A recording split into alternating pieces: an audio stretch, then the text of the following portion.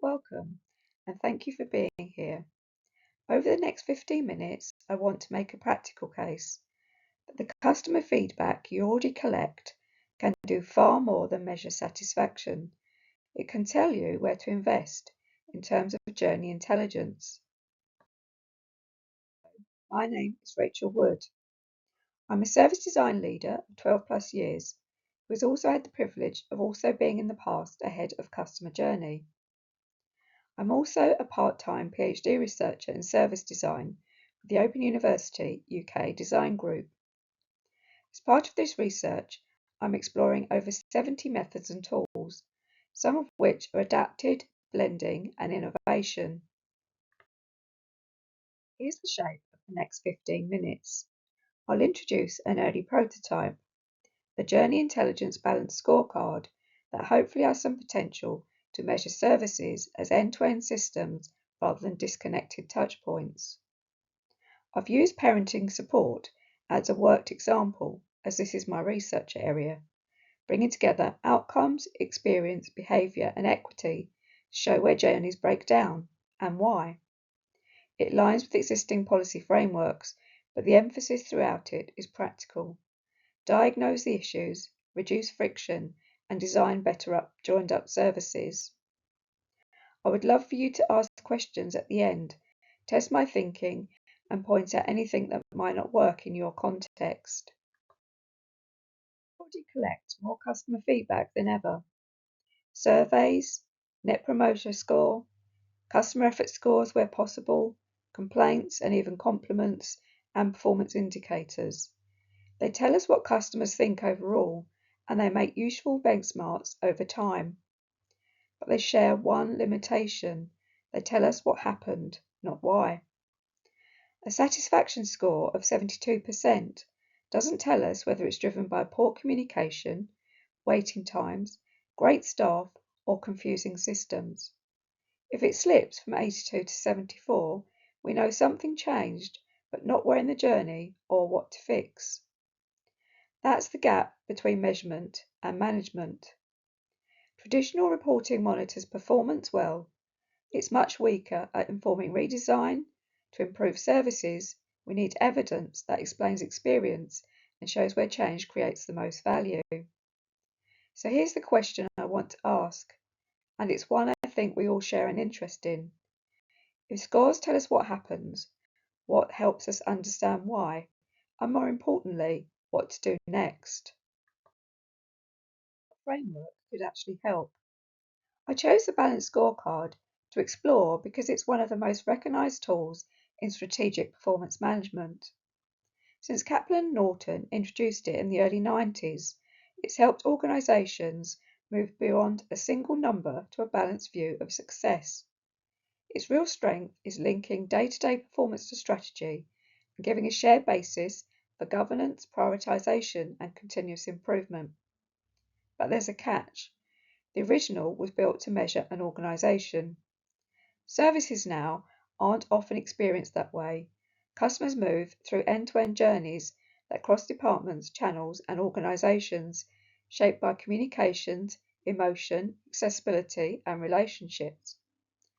So a traditional scorecard doesn't capture this version of complexity, and that's the opportunity, not to replace it, but to adapt it for journeys and systematic service design.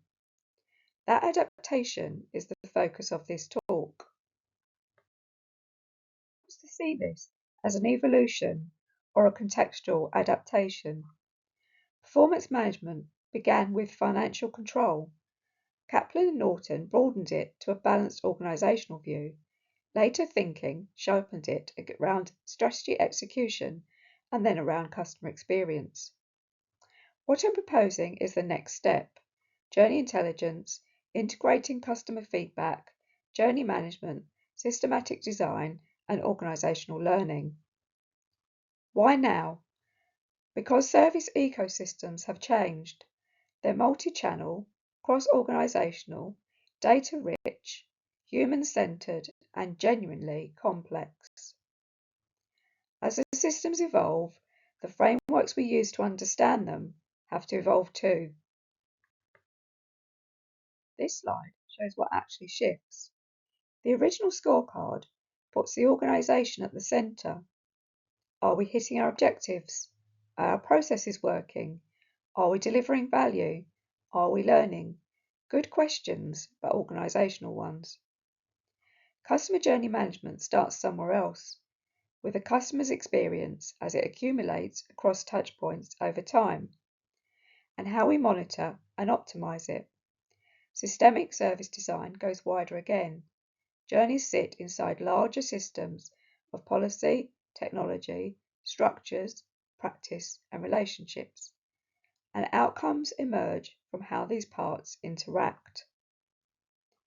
So we need three complementary capabilities: journey management to monitor and improve, systemic design to redesign and innovate, an adaptive scorecard to provide strategic governance, connecting evidence, prioritisation, and investment.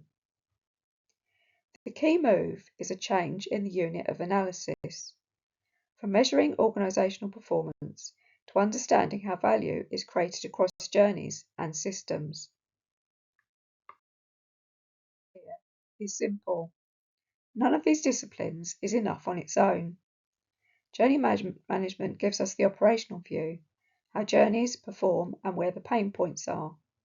Systemic service design asks a different type of question: why they perform that way, looking at people, policy, technology, and relationships, and where the opportunities for change sit. The balanced scorecard as governance, a structured way to weigh multiple dimensions of value and decide where to invest. The problem in practice is that these three usually sit in separate rooms. Journey managers hold data but no redesign framework. Service designers generate insight that never reaches governance. Leaders get performance reports with none of the lived experience behind them.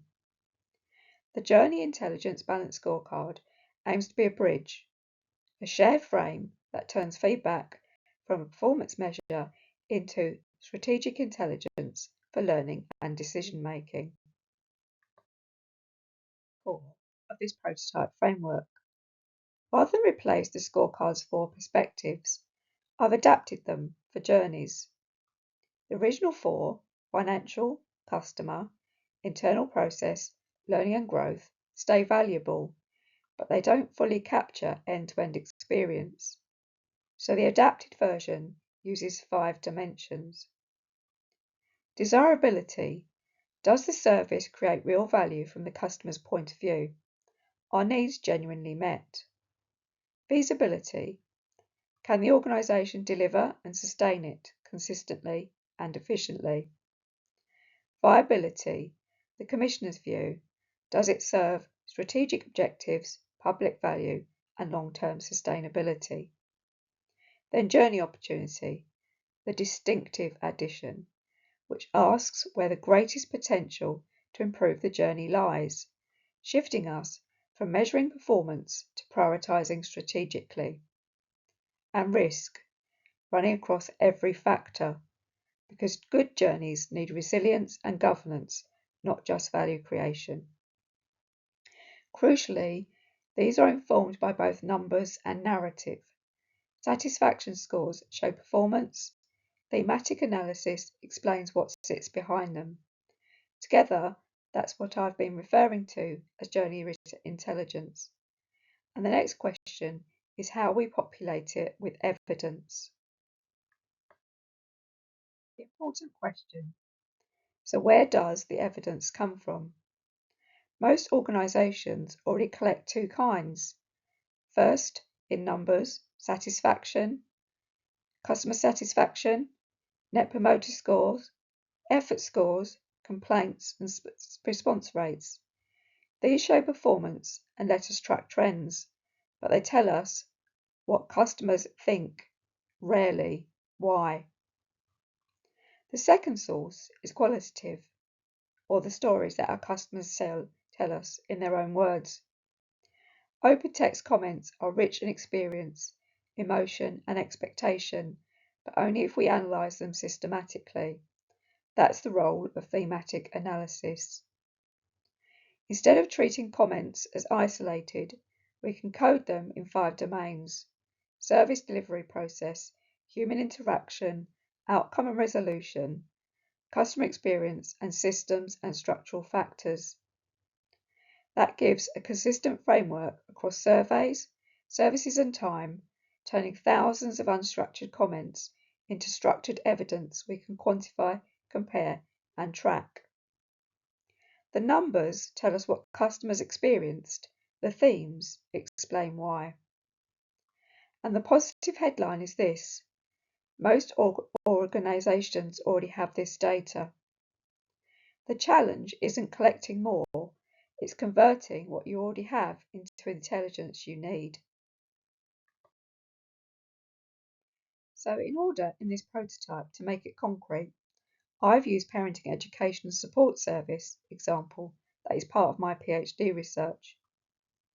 After thematic analysis, comments are grouped into the 5 journey factors.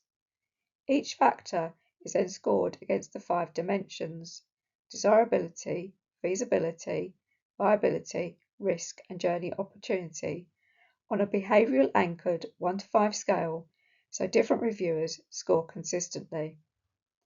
From those scores, we generate 2 indices, not 1. The Journey Performance Index combines desirability, feasibility, viability, and risk to show how healthy the service is today. The Journey Opportunity Index shows the potential value of investing in improvement. Keeping them separate matters. A service can be performing well, yet still hold real opportunity. A weak area may carry little strategic impact and warrant a different response. That distinction between maintaining performance and targeting transformation is what turns feedback from a report into a prioritization tool. It's where the 2 indices really seem like they earn their keep. The scorecard isn't another report, it's a decision aid, and it works by separating 2 questions.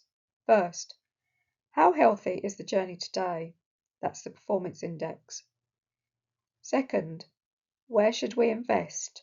That's the opportunity index. Reading them together tells you far more than a single score. High performance and high opportunity keep investing and share what works. High performance, low opportunity, maintain and monitor. Low performance, high opportunity, this is your priority. Focus redesign and investment here. Low on both, stabilize the essentials, then reassess, because the causes may sit outside your control or need wider policy change. That moves us away from reacting to whichever complaint shouts the loudest, towards evidence-informed prioritisation, and it gives leaders a clear basis for deciding whether to maintain, improve, innovate, or redesign. Be clear that this is a developing framework, not a finished product. It's my attempt to bring journey management, systemic service design, and strategic performance management together in a practical, evidence-informed way. And like all design work, it will improve through testing and critique. So I genuinely welcome yours. Does the scoring make sense in your context? Would 2 indices support better conversations? Does it help bridge customer insight and decision making? Is anything too complex or missing? If you try it, I'd love to hear how it goes. Examples and case studies will shape the next version. It's shared under a Creative Commons license, so please use and adapt it. Just attribute the work, keep it non-commercial, and share alike. I'll leave you with one thought. We usually collect feedback at the end of a process. I think it can be something more of a source of intelligence that helps us learn, prioritise and transform. Thank you. So this is where I'd love to hear your feedback and your questions. As this framework develops, I'd welcome your thoughts on: is it practical? Is the scoring framework clear and usable? Would it support better organisational decision making? What is missing? Where could it be strengthened? And please do connect and keep the joint conversation going. It's always better together. The link and QR code to visit the dynamic prototype guide and page is on this slide. Thank you for listening and for your time.